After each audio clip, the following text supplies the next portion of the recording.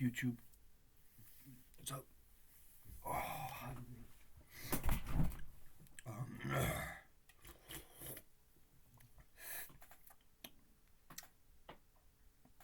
a little new drop.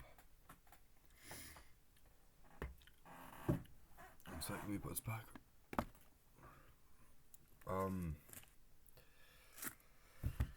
Topic of this video. Not a clue. Genuinely not a clue. No, I do have a clue. I think someone's about to come in the room. No, but people are upstairs, so it's a bit loud. Forgive the loudness.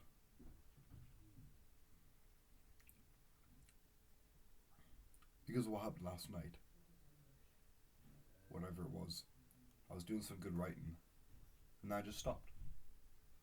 And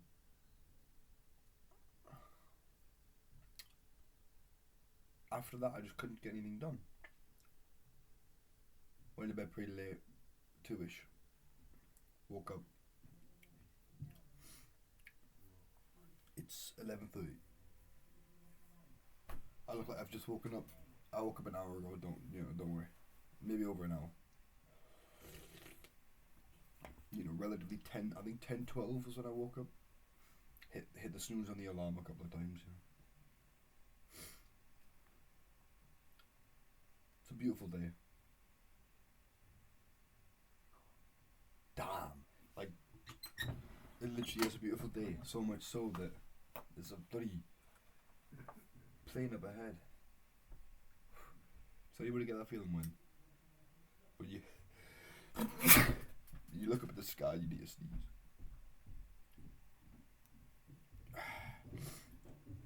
There's a plane going by, and you have a look at this clear blue skies, man. Oh, life is unbelievable.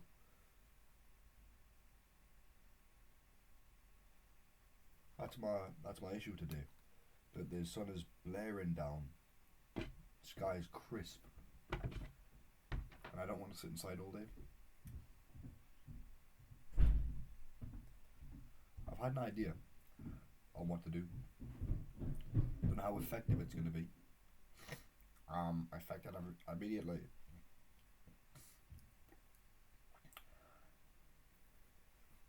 So, I think, damn, it'll be a lot of money on transport as well. This video's 3 minutes of slop at the start. Trust me, I'll get into it. And last night I was sitting in bed having a thought at about 2 o'clock, and I almost like huckled, I almost wretched because even after last night wasn't grand, it still was a good day, and I knew that today was going to be a beautiful day. And I think I just sat for a moment to collect my thoughts and an idea. And I'm gonna preface this by saying I'm not throwing any shade to people who have. I think life is tumultuous and life will aim to bring you down this way. But the people who have given up on their dreams, that terrifies me. They terrify me. I don't know what that life is like, Well, in a way I do, but that's when I was a child, and you can't be saying like, oh, I know what that was like because I did it when I was 14. If you like, if a person's 14 who was a little bit directionless then, and a person who is 35 and directionless then, it's a different world, and so I don't think I have. I pray I never get to that point. Because I thought for a minute, and this is a thing, right? Like, hit the road, Jack, and don't you come back no more, no more. You know, maybe if it is something like, oh, there was a person who was a musician who had to give up their dreams, and I feel like maybe it could have been more common back in the day. No, I don't know. Low income housing, all those sorts of circumstances might play towards it, but I think in general I've been lucky, right? In general I've been lucky because I don't believe I've had to have hardships thrown at my face so that I could like tackle them and continue the dream, right? Like I haven't had this like you're gonna get kicked out the house and you know your girlfriend's leaving you, but you've still gotta find a way how to write stories, you know? I've not had that yet.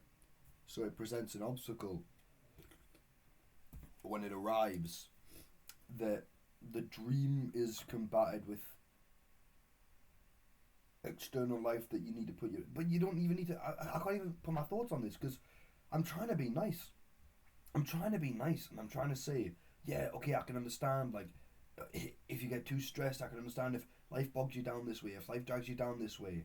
You know, if you have a child, you know, what do you do when you have a child? What do you do when you have a child and you want to be a certain someone? You know, maybe you want to be the greatest sports player of all time. I'm not saying being the greatest is the thing to go after. Not one bit.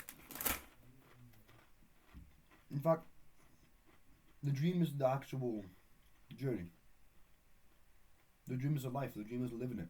Which is to me probably why people give up on their dream. Because they see that dream as a goal. You know, a level of achievement. Mine's different. As are many. The dream is to live a life. The dream is a big journey. It's a big process. And through that it commands every day waking up and a reaffirmation. And actions that solidify it. Don't get it twisted. In the 1950s, some black woman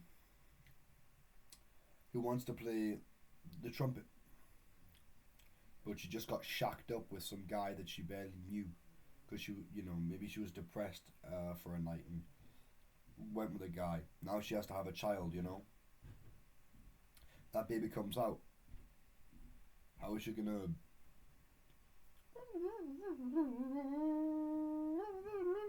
How is she gonna bust it out? How is she gonna? How is she gonna, you know, gig and tour and all them things? There's always a way around. Ultimately, you know, there's always a way to around things. Um, I think you can't disregard people's hardships. You can't disregard the fact that people are going through things and people have, well, they have ways of giving up, right? Rent's past due. I work this many hours a week. I do this, I do that. The telly's there, the phone's there. You know, you've got all them things holding you down.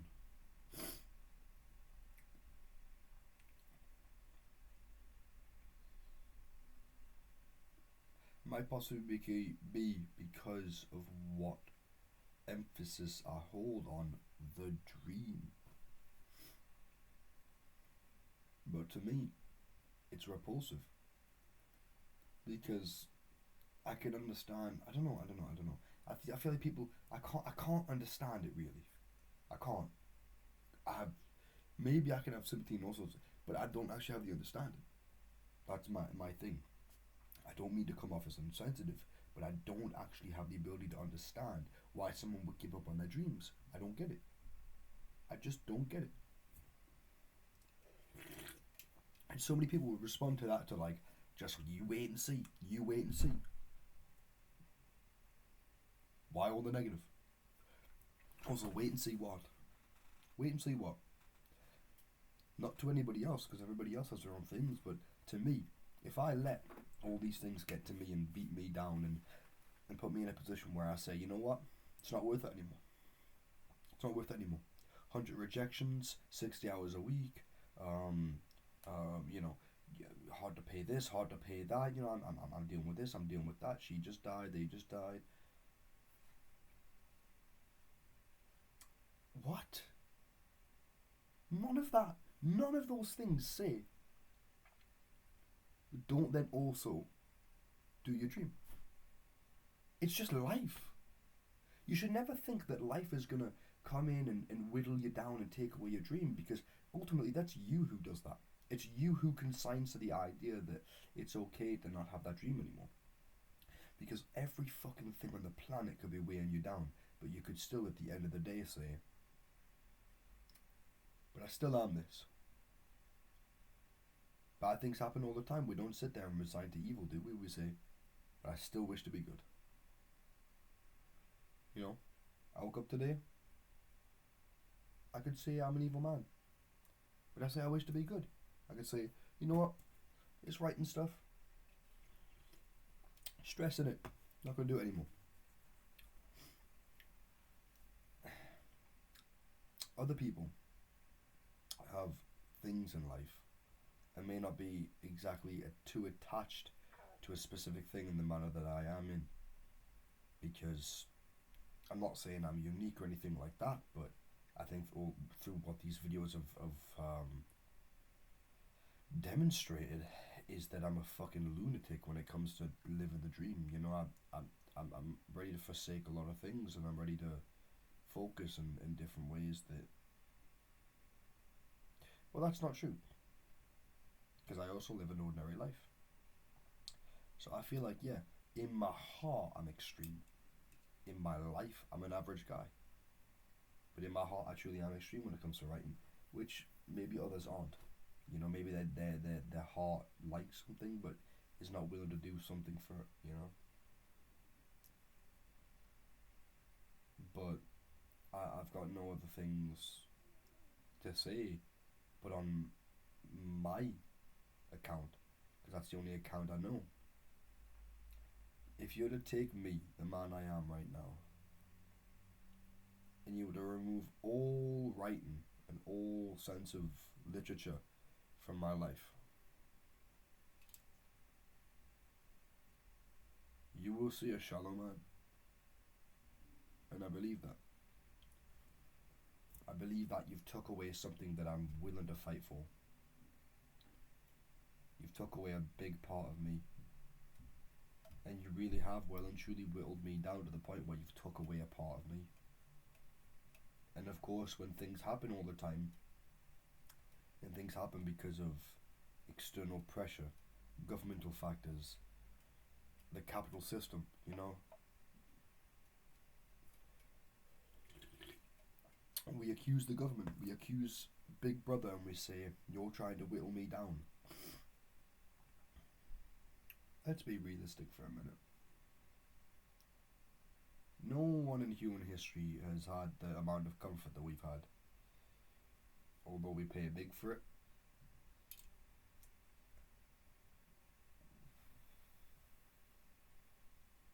There are people out there who suffered far greater than we did to produce far more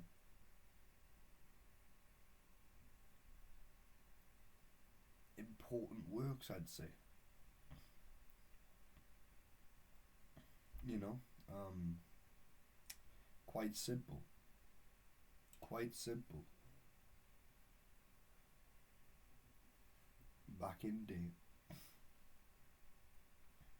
life would not have been so comfortable. Back in day in Newcastle, you had your coal fire, your coal heat. Rest of the house would be a bit cold, a bit nippy.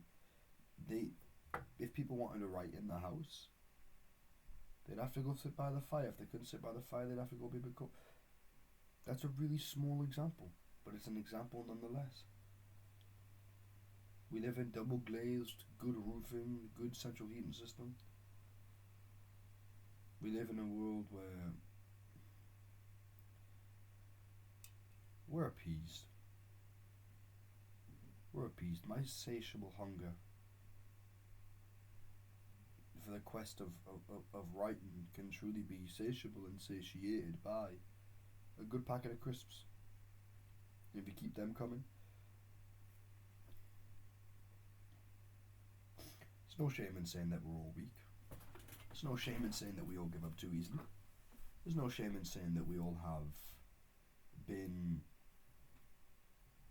all been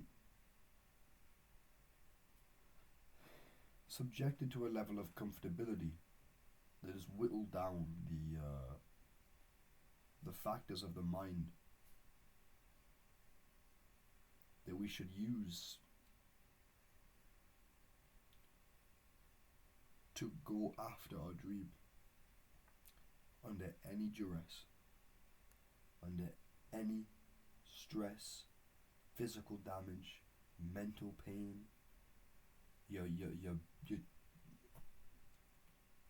I think it might be different, say, when you are older, because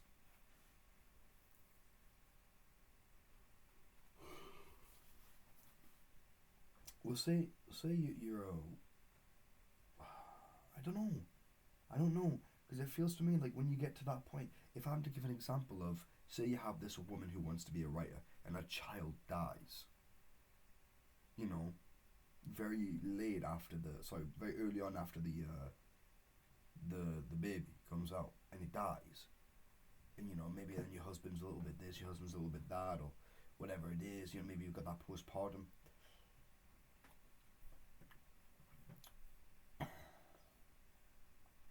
I can't say, oh, just follow your dream. There's clearly a mental fucking gap there. There's clearly a fucking issue there. There's clearly shit that hurts, you know. But I can't even equate anything in my life and say, oh, but this happened to me and I still do it. No, look, life will get you down throughout the ages. Okay, when you're 30, you'll have to fight more for the things you love. When you're 40, you're going to have to fight harder. 50, harder. 60, harder. I think when you're young, there's a time when you can fight with so much vigor and so much confidence, and that the whole world somehow tears you down time after time after time.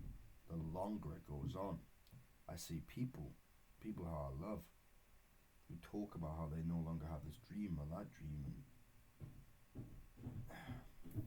and they didn't follow this dream, they didn't follow that dream. I think it's the emphasis of the Americanism that I've lived under, you know. But to me, I am who I am, and I've picked this thing, and this thing is a part of me just as much as I am self. You know, this thing creates self. This thing is more than a cultural reference point in which I get my lingo from, in which I get my personality from. This is something in which derives of my soul. You know, this is a thing which derives of my existence. I can understand how it's a reactionary system in a way, right? Like, oh, you know, I don't even know about all these stories. I also want to write stories, but at the same time, I think regardless of the age I would have been brought up in, I would be a writer. You know, 1600s, 1700s, 2 BC, you know, whatever it is. I think I would have always been a writer.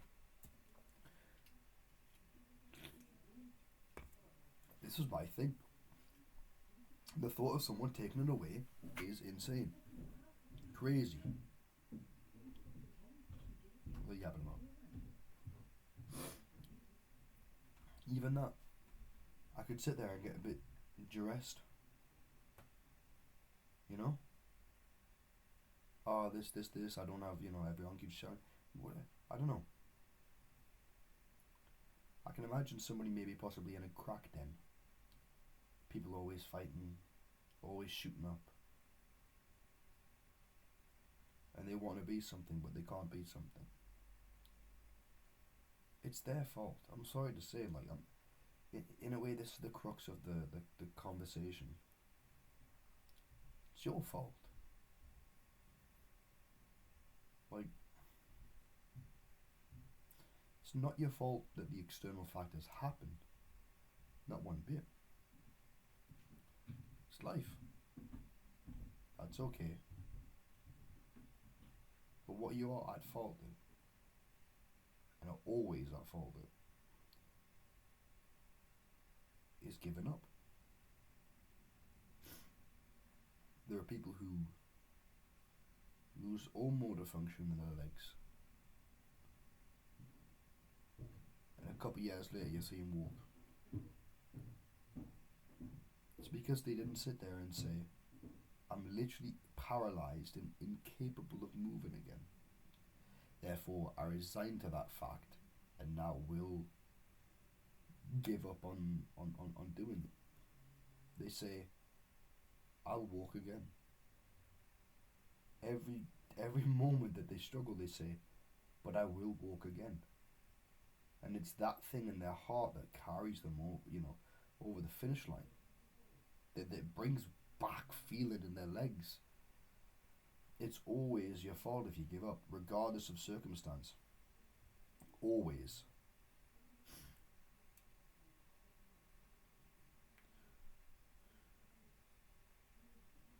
Which is hard to say because, say I get my arms chopped off, can I still write? Well, the thing there is, so if I get both my arms chopped off right now, me as a person, me the person that I am right now, if I get both my arms chopped off, do I sit there and just go, well, I'm no longer able to be a writer? The writer was never about the hands. The writer was about what's in the fucking head, what's in the heart. So yes, if I get them taken off, yes, it's my fault if I stop. It's my excuses. Every day in life you have big fancy fucking dreams, and all it is excuses that come in. They just come in and try to stop it, and you have to fight them and you have to wait them off, and most of the time we don't wait them off because they present a level of comfortability which somewhat replicates that. It replicates the happiness that we believe we'll have inside the dream. So yes, people do fucking give up, and people do say, as long as I'm making money and I have a settee and I have a telly and I have a mobile phone and I've got food in my stomach, then I'm happy with doing this, and giving up on my dreams. I'm happy with working 60 hours a week in fucking shit caca jobs that only serve fucking corporations that don't give a fucking single flying fuck about your existence. The only person who gives a fuck about your dreams or can do something about your dreams is you. And there's far more motivational fucking videos out there on YouTube. Far more motivational. Just go fucking find them. But I think the harsh reality of it is, and this is where I come in, and that word has a connotation of, I carry truth, I bear truth, here's moral judgment. But in my eyes, from my life, the harsh reality is that if I'm to ever declare I'm no longer a writer, it's entirely my fault. And that's going to come out of a place of pride and ego, and I can sit there and say, oh no, but it's fine because I did this and this and all these circumstances led to who I am now, and who I am now is a happy man, a different man.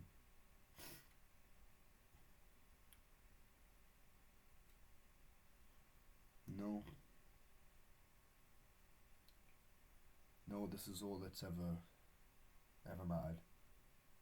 And this is what will always matter. There's no exception. I can't proclaim that I've got a child, therefore I can't write. I've got a wife, therefore I can't write. All men go to work.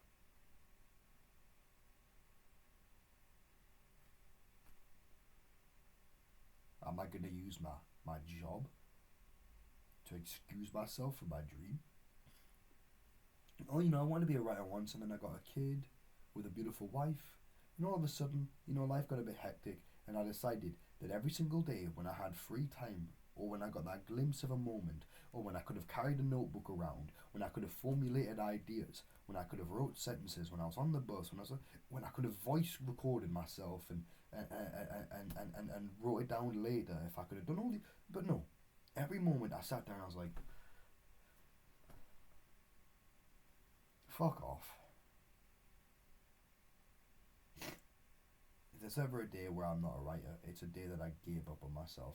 It's a day I gave up on myself, out of such a pitiful pride that I hide the very reason why I gave up. Because to expose that and to confront that, tears, rivers of tears, rivers. Because that's weakness, that's fear.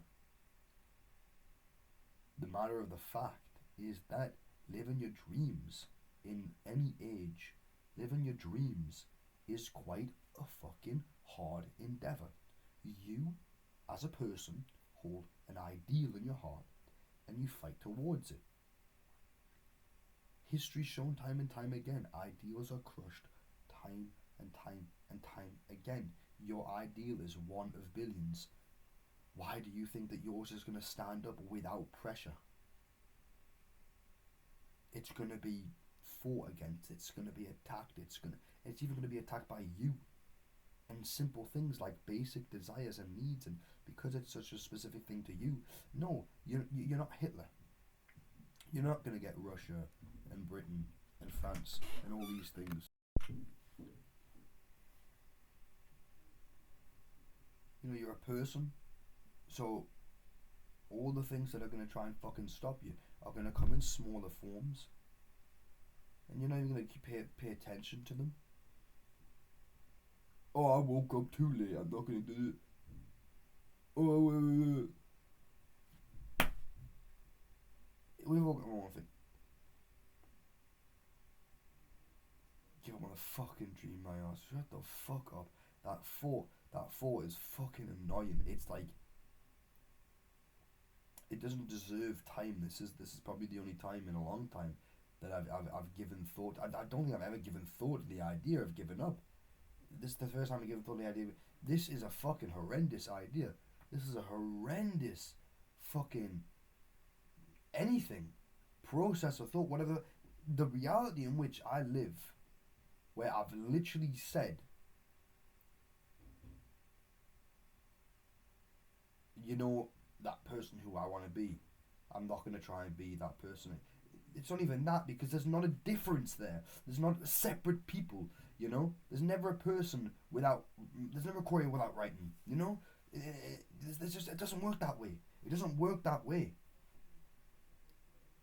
And my uncle always said, that's not how the real world works. That's not how, life doesn't work that way. Yeah, you're right. You are right. Just not in the way that you think you are. You know? Oh, that's not how the world works. You know, you gotta go work, and you gotta get a job, Fuck no. And I'm not saying just, I've got connotations to the words I just said there that I'm not expressing. But I don't have to go live the routine that I'm set out to and told to do for a system which doesn't care about me. I don't have to go live for the profit of other men. My calling in life was never to go live for the profit of other men. You go and live for you. Even in a Christian sense, do you go and live for the salvation of other people? Fuck no. You don't repent for somebody else. You can't say, oh, that guy's such a cunt, he needs to be forgiven. That guy's such a cunt, he needs forgiveness. No, I'm a cunt. I need to not be a cunt anymore. I really need to change. You don't sit there and start crying for other people. No, I'm not going to live my entire life for the capital of somebody else. Even for the system that I seldom find myself in agreement with. Do I agree with the comfort that it brings? Do I agree with the protection, the security? Probably yes. Do I agree with how it's done? No. So no, I don't think that's how the world works, you know? The world doesn't work in which you resign to the level where you're about to blow your fucking lid off, but you don't. And every day you're about to blow your fucking lid off and you're about to explode. Why do you think men have such high suicide rates? Because the reason's more complex than this, but this would be my suicide rate. If you put me in a position where I'll have to do this, I'm not allowed to do anything else, and I have to listen and work, or else what? I'll tell you this. If the threat is less warmth, less food in my belly, less water, less joy and smiling and comforts that the world brings.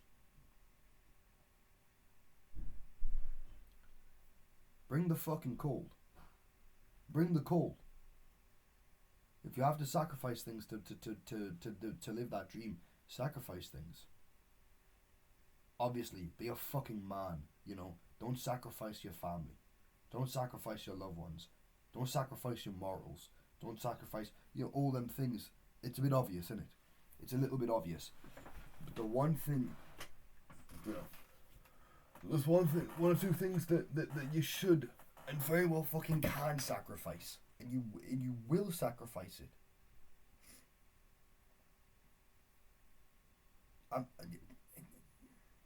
I'm not getting the right words out. I'll never get the right words out, and that's just the shame of the situation. Is that I'll never find the right words to explain what's on my heart because I just can't. But if you find me in a world where I've resigned to the fact that I have to do this, I have to do that, like,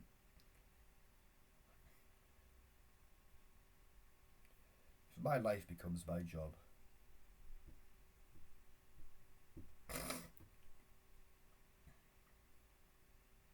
don't get me wrong, I don't mind being a kitchen porter the rest of my life. I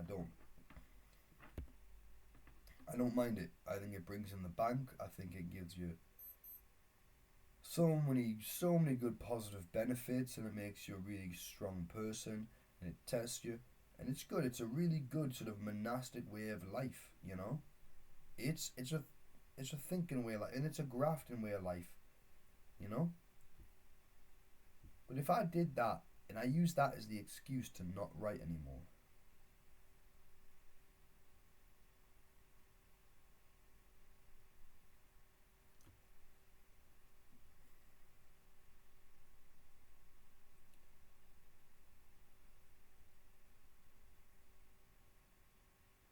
I don't think it's ever okay to give up on your dreams, and you can't just shoot out a fucking excuse that someone's gonna go, I understand. You know, I'm talking to a guy, whoever the fuck it might be. Yeah, I was once in your shoes. I did that when I was a kid, but now now it's different because I have a job and I can't do it. I don't have as much time. Like, you've got all the time in the fucking world. You've got right now, and right now is all you need. Planning fucking 5 days ahead. What? You've got now? You're telling me that people don't commute to work? Oh, well, it's just I got the car, how can I write in the car? Let me be perfectly clear. One, you can wake up earlier, so shut the fuck up. Two, in this economy, even in this economy, by the way, even in this economy, you would be far better off if you just had the fucking bus. Your mortgage, not your mortgage, sorry. Your insurance, your MOT, your gas, the fucking price for the car, and all the other additives. And I did the maths with a friend not long ago. Even in this day and age, with a fucking 250, the 250 of what the bus prices are today, it's still cheaper per annum, right? Annual, per year, to have the public transport than the car. And that was in counting too, like Uber fares, truck fares if needed, for emergency circumstances. So why don't you just do that and find yourself paying for time in which you can write, paying for time in which you can think, and the commute itself. It's like, oh yeah, I just like every single fucking, like, everything is in your head. Everything starts in your head, so giving up started in your head in the same way that your dreams start in your head. You just chose one for the other, right? It's in this case, unfortunately, I do believe, maybe I'll find myself growing and understanding this more deeply, but in this case, I do believe that it's just binary. It's just binary. You either say yes or no. And it's okay for things to be binary. It's okay. Let your yes be yes and your no's be no. Do I want to be a writer? Yes. Fucking right. Do I want to be a writer?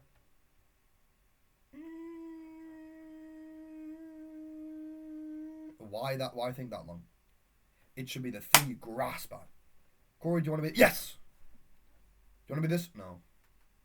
Want to be that? Oh, you should try. I have so many people say, "Oh, that's so nice." Even my uncle, God bless him, I mentioned him again. Oh, yeah, that means you could be a librarian, or you can do it.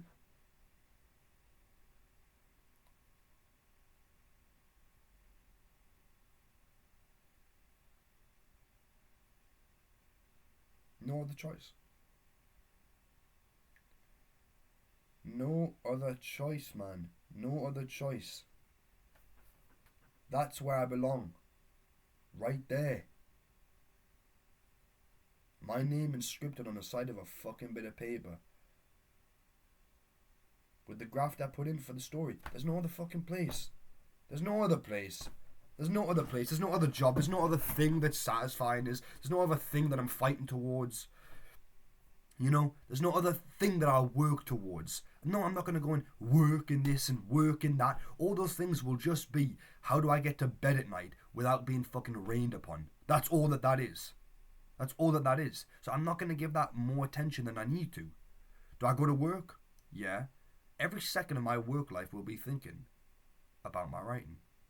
It is. It is. There's no two ways about it, man. There's no two ways about it. It's just simple. It's just simple. There's no words to say on this. It's all in the heart. And if your heart gets battled and beaten down so hard that your heart's willing to give up, I'm sorry. I'm sorry. I'm really sorry. Not even in a sarcastic way. I dread, I pity, I'm terrified, and I fear the days that happens to me. Fear it. Fucking fear it. I've accepted and where's the sense of honor? I've accepted Christ. I'll die on that hill. And I'll live my life dying for it. I've accepted being a writer. And I too will die for that. I'll suffer for that.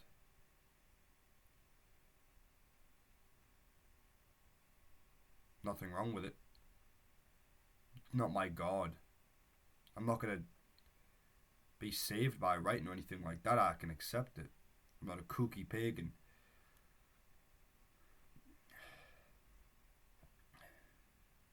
But I take this honour as deeply as I take the honour of knighthood. I'm a writer.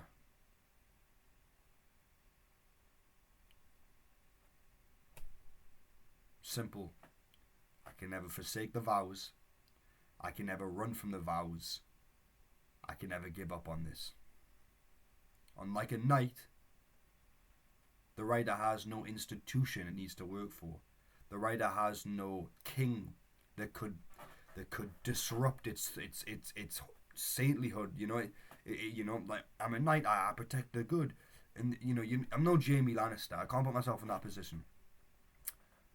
What I can do is realize when the king himself, this mind, starts getting corrupt, then I can kill that. I can kill those thoughts. Oh, but I'm tired today. Fuck off. Oh, but it's hard. Oh, but tomorrow I have to. What? No, please. It's not about that. It's not about any of that. It's never about any of that.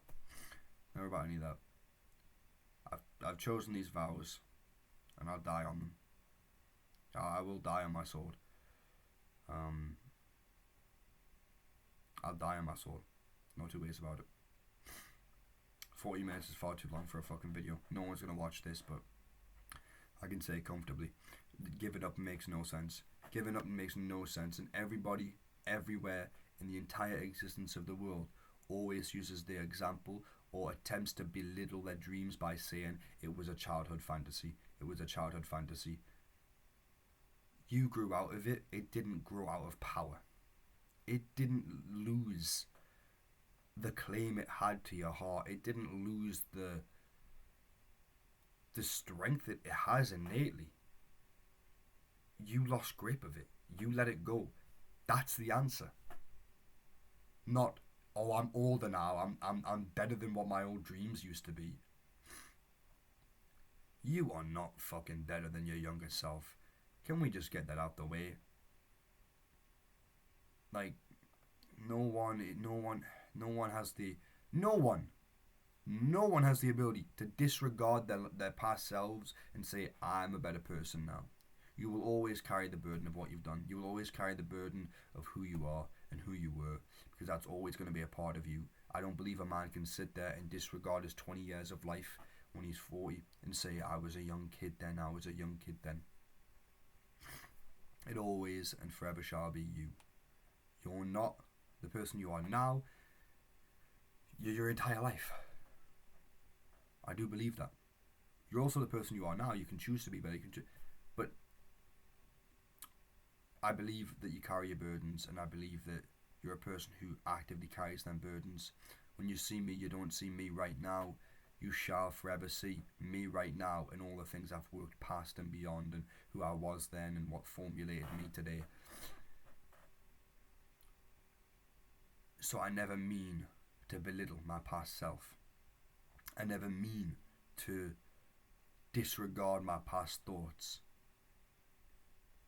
If that's the case, then why would I care about what I'm doing now? Because in X amount of time, I'll look at it the same way. No, absolutely not. Young me wasn't wrong. Young me wasn't wrong. He had vigour, he had zeal, he had passion. And he chose to work on that passion regardless of the challenges ahead. Only today challenges come and I give up. I'm not as good as that man. Everybody always seeks to become an adult, to become older, to become... I'll never be as pure-hearted as the child I once was. Never. He had passion, he had love, he had zeal, he had vigour, he had creativity, he had joy, he had peace, he had all sorts.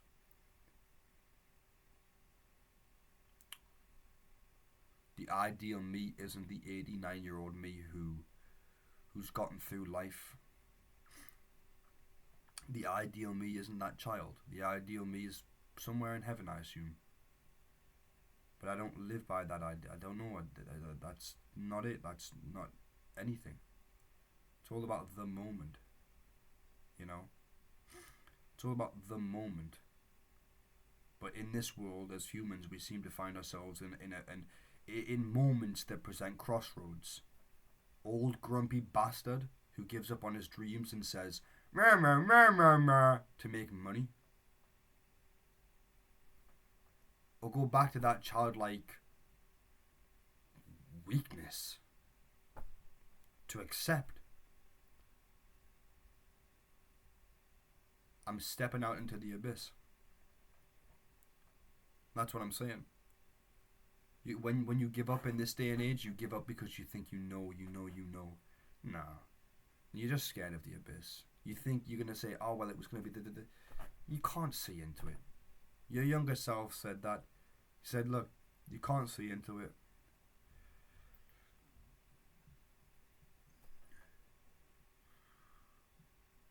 He called you on your bluff. And he stepped out ahead. And he continued to walk. And you look out to the abyss and you think, he doesn't know. He doesn't know. He doesn't know the challenges that come. He doesn't know the pain that comes. He doesn't give a fuck, actually. He doesn't give a fuck. Because the pain of him losing his dream is far worse than the pain that you feel standing there, looking off into the abyss and thinking, he doesn't get it. He doesn't get how hard it is. He doesn't get how much it hurts right now. It hurts right now because you've given up on your dream. He's not... No, it's a cop out. It's all a cop out. That's what it is. No one's watching this video. Gladly, it's a waffle. Never give up on your dreams. You're not allowed. You're not allowed to give up on yourself. Who the fuck said it was okay to give up on yourself? crazy.